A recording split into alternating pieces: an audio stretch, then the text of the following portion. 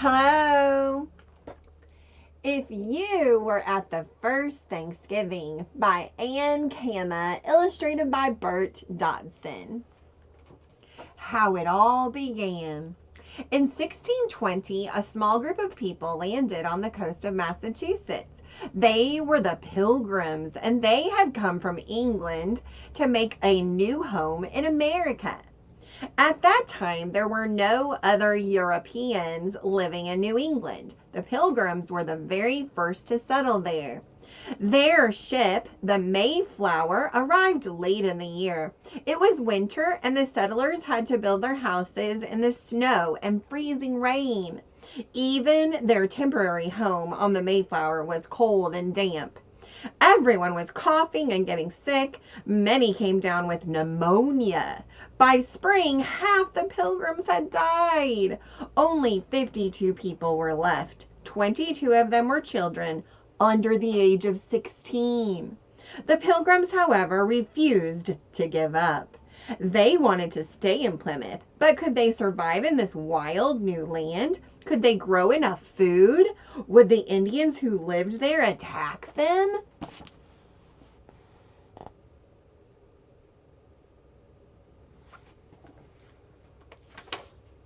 By fall, they had their answer. Their fields were full of ripe corn and other vegetables. Now there was enough food to last through the winter. And there was peace with their Indian neighbors. To celebrate, the Pilgrims decided to have a big party, a harvest festival, and they invited their new Indian friends to join them. For the Pilgrims knew that without the Indians' help, they would never have survived. Today we call that harvest festival the first Thanksgiving.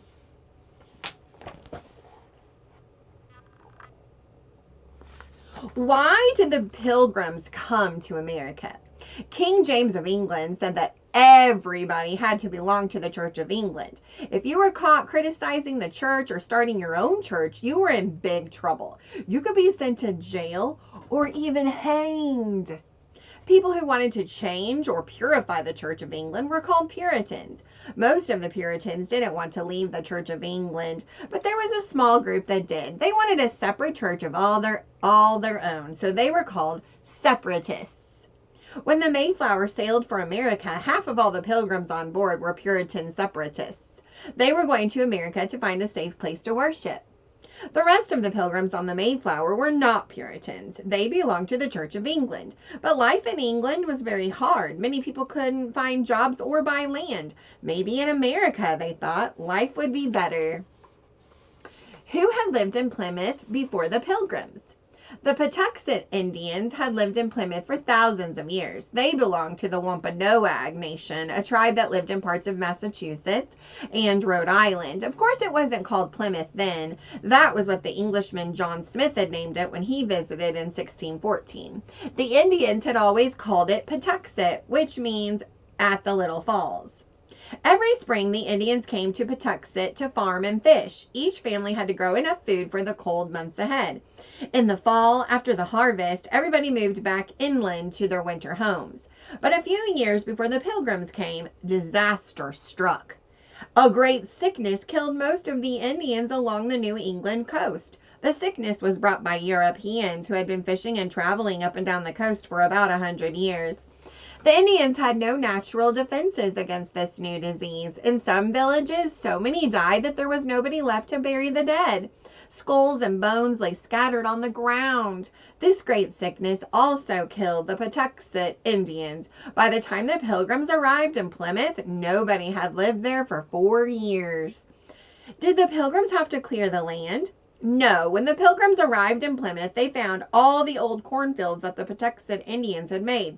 So they didn't have to clear the land of trees and rocks. All they had to do was get rid of the weeds that had grown in the last 4 years.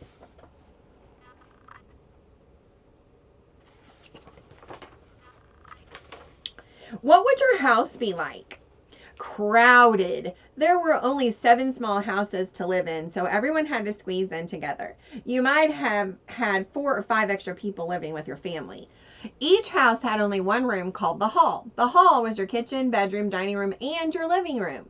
There was also a loft upstairs, but that was used for storage. The furniture got moved around a lot. When it was time to eat, out came the wooden benches and boards that were used to make a table.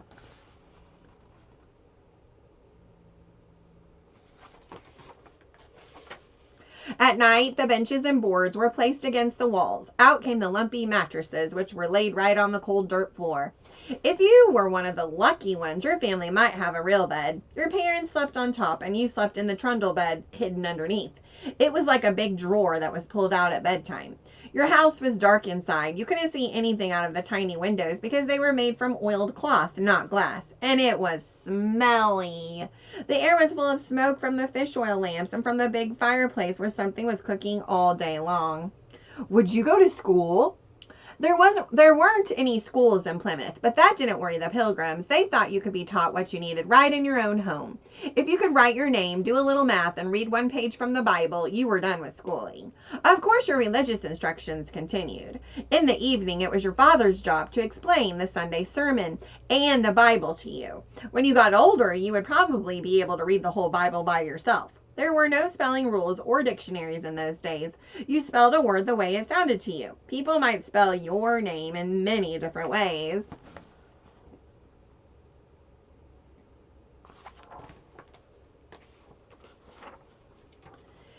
Every family had to work very hard, even the children, so there wasn't much time for schooling that first year in Plymouth. Were Pilgrim parents strict? Pilgrim parents loved their children, but they were very strict with them. Parents believed it was their job to be sure their children grew up to be good Christians. That meant children could not be allowed to become stubborn or independent. Children were taught to obey their parents and never say no or get angry at them. The Pilgrims believed in following the word of the Bible, which says to honor your father and your mother. Boys and girls had to bow and curtsy to their parents to show respect. When you grew up, you still had to obey your parents. It was the law. If you broke the law, you could be punished. Goodbye.